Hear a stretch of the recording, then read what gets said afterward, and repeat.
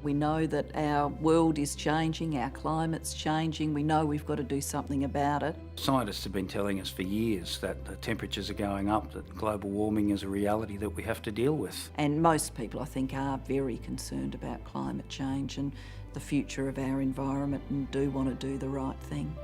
You've got to marry up those core Labor principles that we hold so dear about doing the right thing for the environment, the right thing for the country, but also our day-to-day job, our core mission, which is to ensure that our members' job security is protected. I think we've got the balance right. Got the balance right in terms of providing assistance to households to adjust for the price increases that come through the system, but also importantly, making sure we get the assistance to industry right as well.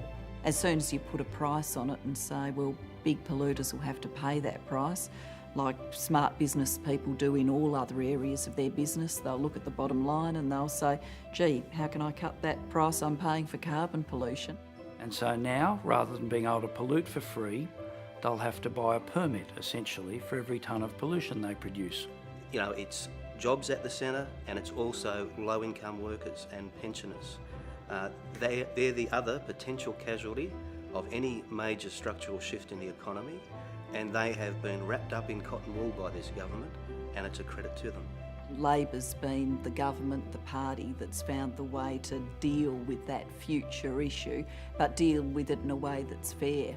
It's a good package, it's a Labor package, because jobs are at the centre. And those jobs are some of the existing jobs, but it's also the new jobs that the carbon price will drive.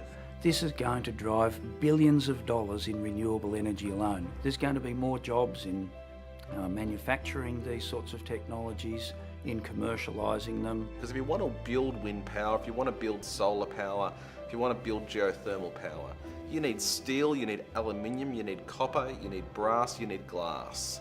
Those materials being used in those green technologies will be built here in Australia. I think it is what Labor does well, that we manage the really big reforms and we manage them in the interests of working people. This is the responsible economic thing to do. This government has shown a lot of character. It has taken on big issues.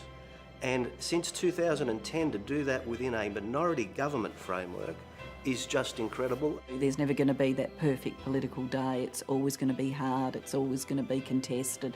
You're always going to have to just, forge ahead and push on through, and that's what we've done. I think it'll be something respected by the community and respected by future generations, that we've stood up to be counted on one of the most complex, difficult policy challenges that any government faces today, but it is the right thing for our country to do. We know that just postponing it till the never isn't good enough, so as tough as a reform like that is, you really got to get it done, and I'm very pleased that we have got it done.